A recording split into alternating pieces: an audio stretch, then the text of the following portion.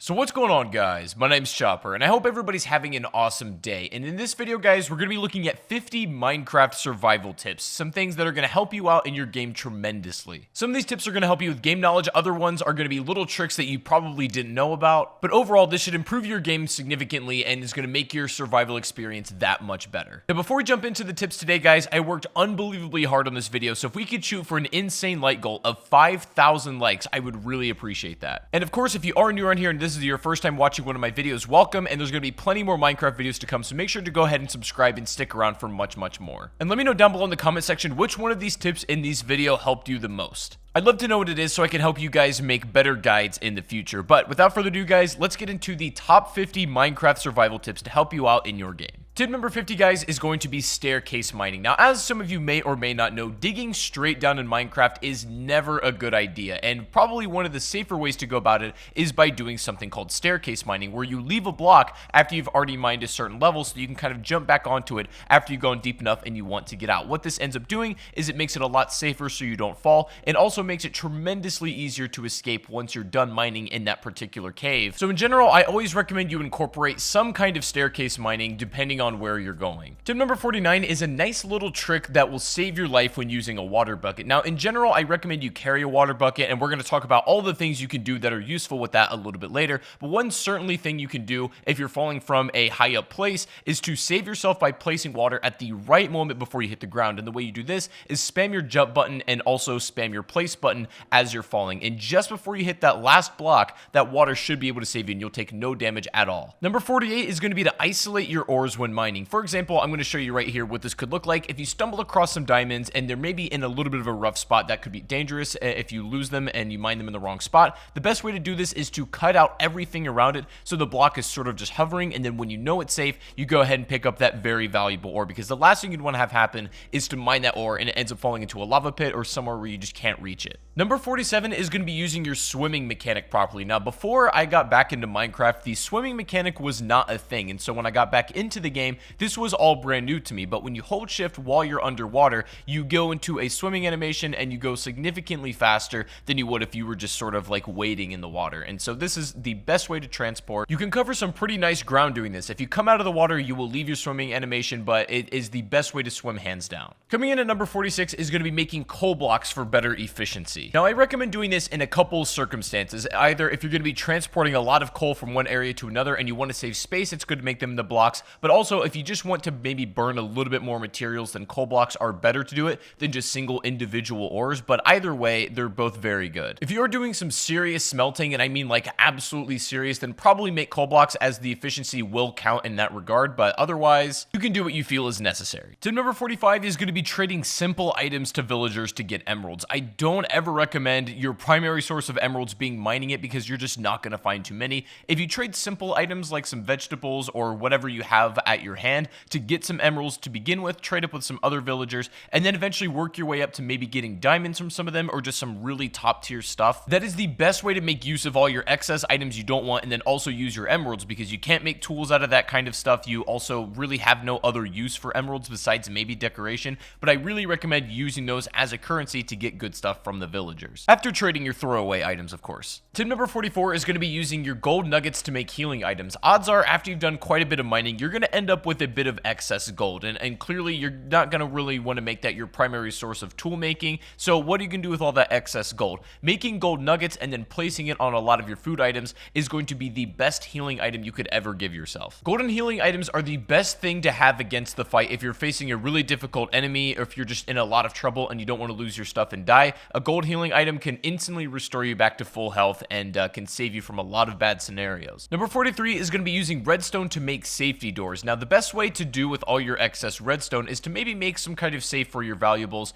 and then make it so only the door will open with an iron door using redstone. You can open it from wherever the trail leads, wherever you want the lever to be to get into that safe, but it's a good thing to hide all your valuables. Number 42, if you're ever exploring underwater and you come across one of these temples, odds are you're going to find some underwater zombies, and these guys can be a little little bit tough, and some of them throw tridents, which travel really fast underwater and can just absolutely beam you. Now, and your problem is bows aren't super effective down here. However, you can still use them. But what you're going to notice is that your bow drops off significantly while it's in the water, but you can still damage if you compensate a little bit and just aim higher. I don't recommend you fight these things unless you absolutely have to, but that's the best way to go about it to keep them away at a distance, is to compensate with your bow a bit if you're stuck underwater. If you are going to be traveling underwater and swimming and exploring, then if you have armor and enchantments at this point, I recommend going for the ones that are specifically made for the water. For example, you can get an enchantment on your helmet that actually allows you to breathe for longer underwater. You can also get an enchantment on your boot that makes you be able to swim much faster while you're underwater, even if you're in that swimming animation, and it's great. I absolutely recommend it if you're going to be doing any kind of water exploring. Number 40 is kind of an organizational tip that I think will help you in the long run. I recommend when storing food, you have two different chests. You have one for cooked materials and things that are ready to be used,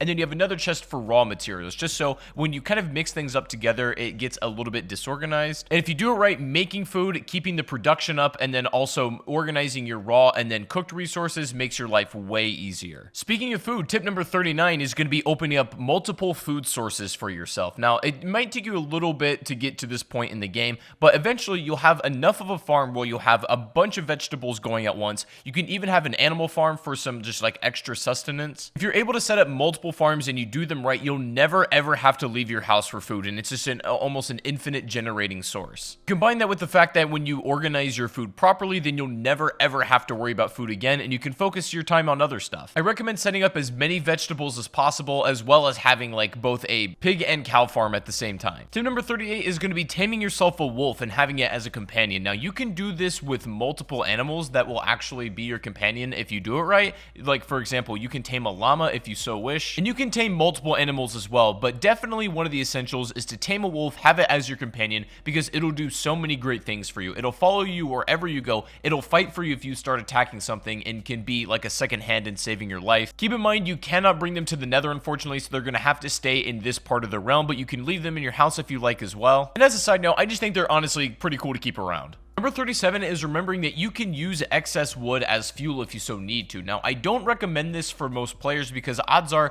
if you're able to gather enough coal, you're never going to need to use this. But a lot of people forget they can burn in the oven using some excess wood they have, and they don't necessarily need to have coal on hand. You can also make charcoal if you need. However, I will say wood has much more utility than just burning it, so make sure you think twice about doing it and only do it if it's your last resource. Tip number 36 is going to be keeping a lava pit as sort of a garbage bin. Now, odds are when you've done enough of survival, you have a lot of excess material that you can just throw away, and there's not really a clear place to do away with it. You might accidentally keep picking it back up and just getting in the way. It's getting annoying. So keep a lava pit somewhere safe, obviously not by any wood as it'll catch on fire, but if you keep it around some stone, you can just use this as a trash can to throw all your excess materials away. Tip number 35 is going to be keeping your nether portal safe. Now, it doesn't really matter too much where you put it in like the regular earth realm on Minecraft. Like, you can keep it in your house, you can put it on a hill, whatever you want. What's important is protecting it on the other side when you get to the nether, because what happens is it's going to spawn essentially anywhere in the nether at all. And if as soon as you come out of the nether, you're in danger from like a ghast or something, or there's a lot of enemies around you, it's just in an unsafe place. What I recommend you do is kind of build like a turtle shell defense around your portal, because that's your really only ticket home. You've got to prevent that portal from being destroyed if it's under attack by any means necessary, so building a kind of turtle shell defense around that portal so it doesn't get blown up is the best way to keep it safe. Another thing you can do is build your corners of the portal out of cobblestone so that you save a little bit more of that obsidian if you need to make a secondary portal. Number 34, this is going to sound pretty self-explanatory, but it's still very important, is to make sure you're prepared when you're entering the nether. This means maybe have some enchantments for fire resistance, also have a water bucket, of course. Water bucket is arguably more important than anything you could take to the nether, so make sure you have one before you go. Having a lot of food is necessary because there's not a lot besides mushrooms you can get out of here either. A lot of this you guys know, but general preparedness is good. Number 33, guys, is going to be making a beacon to signal your house. Now, this is going to require you to get some pretty decent materials in this game, as well as some diamonds, so it's not something you can build right off the bat, but when you have the resources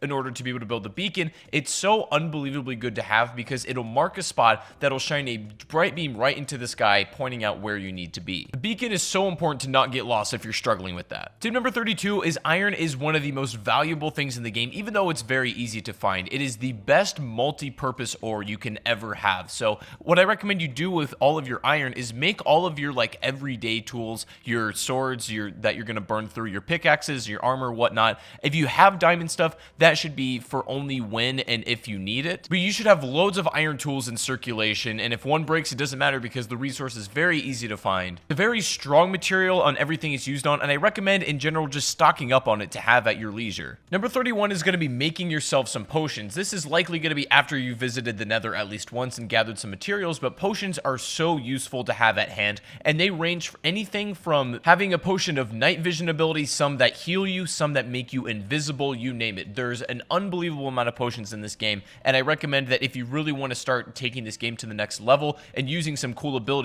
to invest in that. You're going to need to get the required tools and materials to brew the potions, obviously, but it's definitely worth something sinking your time into. Tip number 30 is going to be looting desert temples if you're ready and you know what you're doing. Now, this is basically like a big noob trap here. If you don't know what these are all about, it'll present to you a chest at the bottom of the temple that looks very easy to get. But as some of you experienced Minecraft players, you'll know that this is a trap and you'll end up dying. The whole temple will essentially explode if you kind of fall into the trap. But clever players know a way around this, and you can actually get the loot out of it. Some of the loot you can find are things like saddles. You can find horse armor. Some really rare and interesting items can be taken from these desert temples, but they obviously do come with a risk if you're going to be approaching them. And that leads nicely also into tip 29, which is going to be raiding woodland mansions also if you know what you're doing and if you're ready. The thing is, these woodland mansions are a little bit hard to raid and kind of come away with it alive, but if you're able to do so, most likely you're going to come away with a totem of undying, and essentially this is an item that if you're holding it in your hand and you take a death, it will instantly revive you. Minecraft right now, this is really the only way to cheat death like that, and it's probably the best item in the entire game. Again, looting a desert temple or trying to raid a woodland mansion both come with their risk, but they certainly have great rewards if you're able to do them correctly. Number 28 is going to be crouch walking backwards when fighting spiders, as it's going to make them a lot harder for them to hit you. This works best on spiders, of course. All enemy types aren't going to have a hard time if you're crouch walking backwards, but if you're specifically fighting a bunch of these, then this might not be a bad thing to do. Tip number 27, we talked about the benefits a little bit, but I'm going to go into more detail here. Carrying a water bucket for literally doing anything is a must-have, especially when mining. Even when fighting in combat is a good idea as well. If you're getting swarmed by mobs, literally just throwing water down will make it a lot harder for them to reach you and can basically be your escape. Setting a water bucket fall all the way down maybe like a mine shaft or some kind of cave, and you can just swim right back up instead of having to climb up is a great idea as well. Always carry a water bucket, guys. Always. Tip 26, if you're trying to clear out a maybe big section of a cave and you don't want to manually mine it, if you pack it with TNT exploded, you're going to make so much ground and create a lot of excess resources that if that's what you're needing, then this is probably the best way to do it. TNT is pretty easy to make. You just need some gunpowder from creepers and things like that. It can be really helpful for mass clearing out a cave. It opens it up for you to do some actual like real mining inside of there and gives you just much more room in general. Tip 25 is saving the bottom trunk of the tree for last. What you can do with this, it's like a little quality of life thing. You save that one for the final break, so you can stand on top of it and break the rest of the tree so that it despawns, and then you get all of the wood, even if it's a little bit high up and out of your range. So you can break that one for the final, and then you end up with exactly the amount of wood that you should get from that tree, but it just saves you a bit of time. Tip 24 is making a shield to use against the pesky skeletons. A lot of new players struggle playing against skeletons just because they can hit you from a range, and it's a little bit hard to take these guys down, especially when there's a lot. But when you have a shield, you're able to hold this thing out in front of you as protection. You can hold it in your other hand if you like and have the sword in the other hand that's not being used, and you can take these things down with ease. Now, the shield is just a good tool to have in general. I think one of the most useful pieces of equipment you can make for yourself, but it's especially good against skeletons and pretty much all of the other mob enemy types. In my opinion, a shield is just as crucial as having, like, say, a sword or, say, having a pickaxe. They don't take too much to put together. They last quite a long time as well, so they're all around amazing. Tip 23 is going to be sprint jumping. Now, this is a pretty easy one to get a hold of. This is just jumping while you're holding your sprint key. It's the easiest way and fastest way to get around as well. Faster than sprinting. It does take up a lot of your hunger, but it is by far the most efficient way to get around. Now, if you have it as a setting, I recommend you turn it off because it's just easier to manually control aside from it making you auto jump, but it's the best way to get around and there's nothing really to it. Number 22 is to go ahead and make an anvil. Now, these are great for repairing all of your tools that maybe are low in durability and are close to breaking. All you need is the tool itself, maybe a resource, and then some XP in order to create this. Highly recommend you use this to maintain your valuable tools. This means like a diamond sword, a diamond pickaxe, and even armor. Anything you don't want breaking, an anvil will make sure that happens. Tip number 21 is it's going to be best to fish while it's raining. This will give you the best odds at getting a lot of fish. It's also really really good to do this when we talked about opening multiple food sources. Maybe while you have other food cooking, go ahead and start fishing to just gather some more raw materials.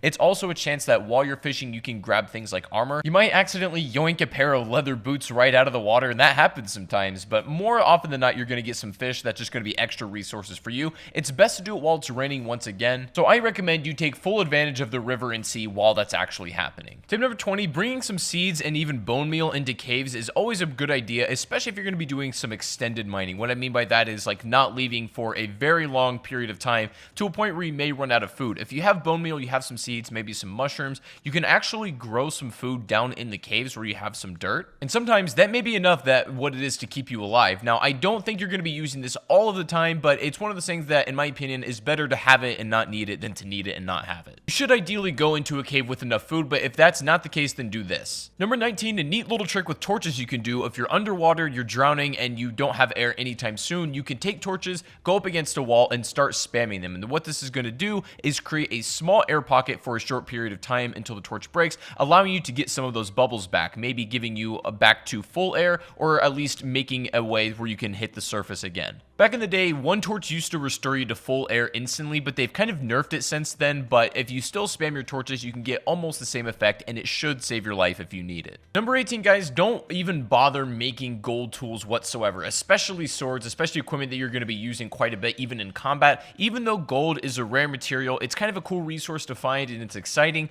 Gold does not make for good utility. The hit power on gold swords is pretty weak. The durability on every single tool with it is very, very low as well. You're better off making iron for your, your general day-to-day stuff, but use gold for other things like healing items, not tools.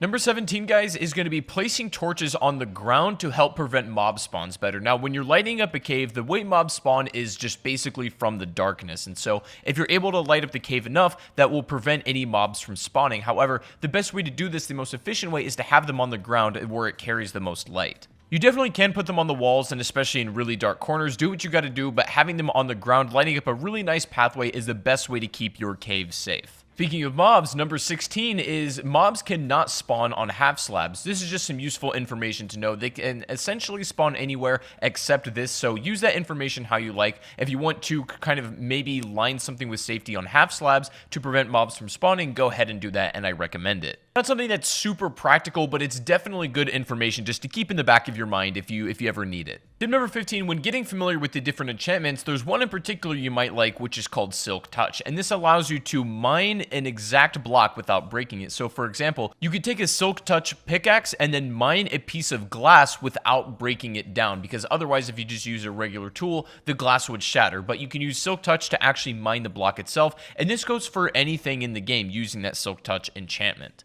Also, speaking of enchantments, tip number 14 is I recommend you get another enchantment on your pickaxe called Fortunate before you mine diamonds. What this is going to do whenever you come across some diamond ore is you're going to net more diamonds out of that ore than you otherwise would without Fortunate. It's just a good thing to have in general. Tip 13 is going to know that different foods grant you different saturation levels. So for example, some lighter foods like an apple or a carrot are not going to last as long in your hunger bar as like more heartier food like a golden apple per se, or even like a steak or a pork chop. These things mean that the hunger bar will last longer. It's more of a heavier food essentially. So that's why sometimes you might eat like a lot of bread, but you realize your hunger bar goes down pretty quickly and you're wondering why. Rather you eat a steak and it lasts significantly longer. That's the reason. Tip number 12, if you're going to be growing sugarcane, which I recommend you do because it's a great resource, is to grow on sand. People claim that this is the best way and the fastest way to grow sugarcane, and the reason you want the resource is because sugar is not only an important ingredient in making cakes, but it's also really good for trading with villagers, as oftentimes that's what they want. Having a block of sand in contact with water, maybe near your house or by your farms, is probably the easiest way to go about it. Number 11 is keeping your hotbar organized. This is important, and there's no really right way to do it. You do whatever feels comfortable to you, but for me, I like to keep my sword in my first slot, either my pickaxe or my bow in my second,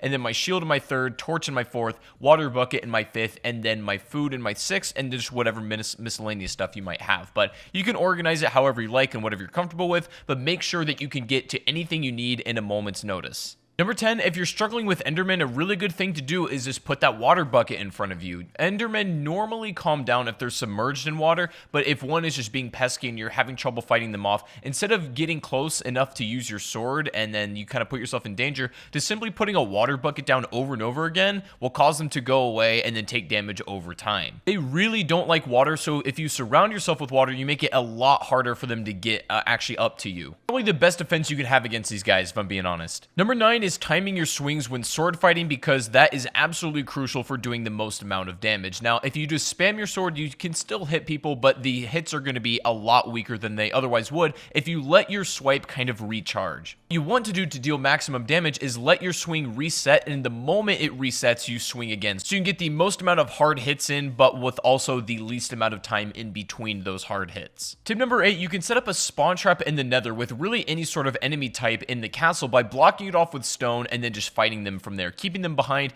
keeping a spawn portal on the other side. You'll have infinite enemies and you can kill them at your leisure without really being in any danger. Infinite XP, and it's an amazing way if you just want to upgrade armor, make potions, that kind of thing. I really recommend you set up at least one of these. Number 7, upon defeating a raid, you'll be granted with the effect called Hero of the Village, and what this allows you to do is reduce the cost of the first trade with any villager by 30%, and it's something that's really going to be extremely useful. If you're trading something valuable, maybe in order to get diamonds, it's great for that. If you beat a raid, take advantage of this effect as much as you possibly can. Tip number 6 is keeping your ender eyes or anything extremely valuable in an ender chest. You can hide it somewhere in the world where it's basically no chance of being destroyed. Put the other side in maybe like your safe house, and the thing is, between these two chests there's a connection, so you can pull any items that are in that ender chest from either side, and this is the best way to keep ender eyes just in case one chest gets destroyed. You don't lose all of that progress. You won't have these right off the bat, but definitely invest in some ender chests when you can. Tip number 5, make sure you use your crouch walk when you're crawling through tight spaces, or if maybe you're high up on an elevation with a chasm underneath you. When you're crouch walking, you have zero chance when you're holding that crouch to fall off that side. Even if you kind of back up into it, you let go of that crouch, if you're still in that position, you won't fall. If you move any more farther than that while without crouching, then you will fall down that chasm,